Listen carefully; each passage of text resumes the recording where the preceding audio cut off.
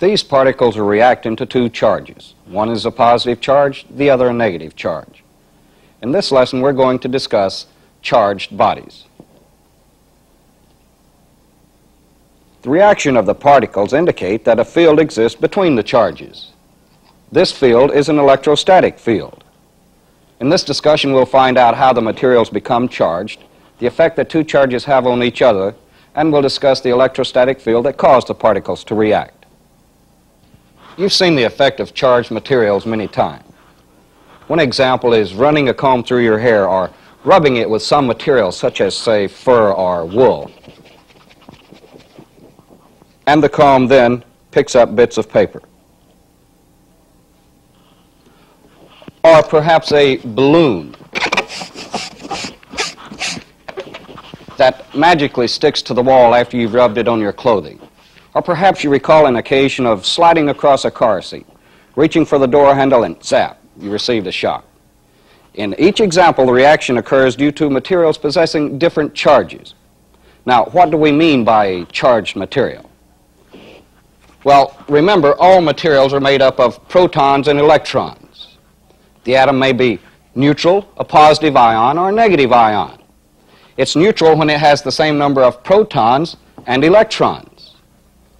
If some force causes the atom to lose an electron, it becomes a positive ion. It's left with more protons.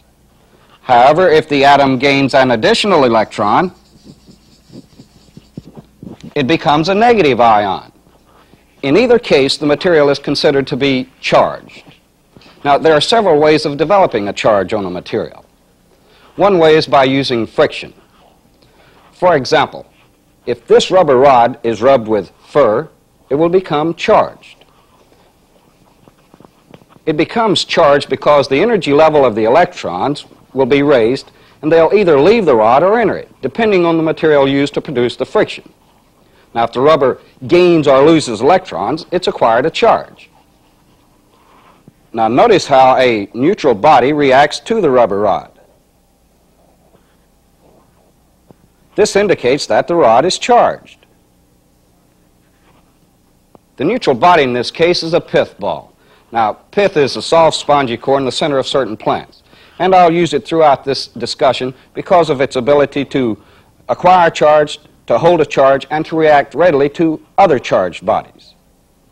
Now, another way to charge an object is by the conduction method. Now, in this, I'll again use the rubber rod, and I'll charge it with the fur.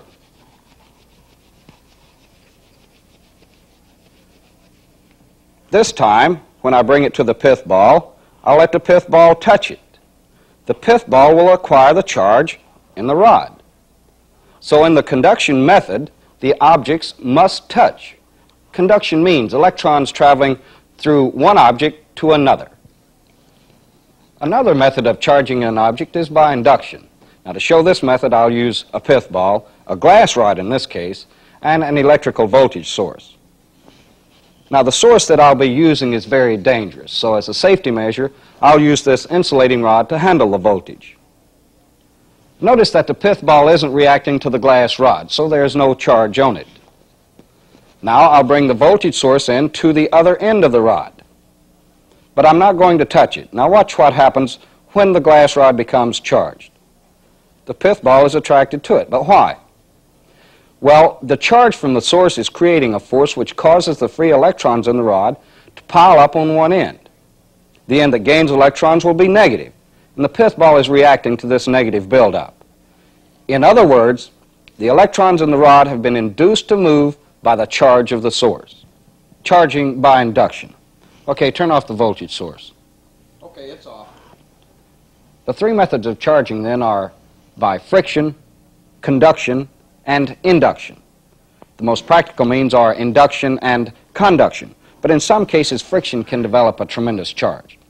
Lightning is an example. When warm and cool air come together, there's a tremendous amount of friction developed, and a very large voltage. Now, the largest arc developed by man was 50 feet, and it took 30 million volts to do that. Imagine how much voltage is developed in a thunderstorm when lightning jumps a mile or more. Now, when objects acquire charge, the shape of the material determines how the charge is distributed. For example, when the charge builds up between these plates, it's distributed along the surface of the plates. Now, this is true also on a sphere. The charge is uniformly distributed over the entire surface. But in objects with irregular shapes, the charge is concentrated on the area of greatest curvature, or at the sharpest point. Now, we've seen how an object acquires a charge. Let's determine the effect that two charges have on each other. Now, to demonstrate this, I'll use two pith balls suspended on strings. In the first example, I'll use the electrical source to place a positive charge on one pith ball, a negative charge on the other. Okay, turn on the power source. It's on. Bringing in the positive charge, notice that the pith balls are drawn together. Therefore, we can say that bodies with unlike charges attract. Now, the pith balls fell apart because the charge is neutralized. So, trying it again, positive on one, negative on the other, the pith balls attract. Remember then, a negative and a positive or unlike charges attract. Okay, turn off the power source. Power's off. Now I'm going to remove one side of the power source and connect a jumper between the two rods. In other words, what I'm going to do now is place like charges on the pith balls and check the reaction. Turn on the voltage. It's on. Now, applying like charges to the pith balls, notice that they repel. Then we can say that objects with like charges do repel. Okay, turn off the power supply. All right, the power's off. Now, in this demonstration, the attraction and repulsion occurred because an electrostatic field is developed between the charged bodies. Now, don't let the term electrostatic field throw you. It's nothing more than the unseen force about a charged body. We can determine what the field is by using the demonstration we saw at the beginning of the lesson. Now, I'll place a positive charge on one metal plate and a negative on the other, and there should be a force of attraction. Now, to see the electrostatic field that creates the attraction, I've put some small light particles between the plates. Now, as the charge develops, notice the reaction of the particles. They tend to gather and form lines between the plates. Now, these are the electrostatic lines. It's the force that's developed between charged bodies. Now, the strength of this field is determined by the amount of charge on each body and the distance separating them. This formula shows the relationship of the distance and the charge on two bodies. For example, if we increase d, the distance between two charges, the force will decrease. If we increase q, the charge on the body, the force will increase. Now, here are some terms associated with charged bodies that you should become familiar with. A coulomb, for example, is a measure of the amount of charge. Electrostatic unit is also a means of measuring the charge on a body, while dyne is the unit expressing the amount of force between two charged bodies. Now, make sure that you understand how a charge is developed and the laws of attraction and repulsion.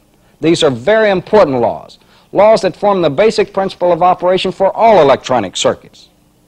In our next discussion, we'll apply these laws to develop a better understanding of practical electronics.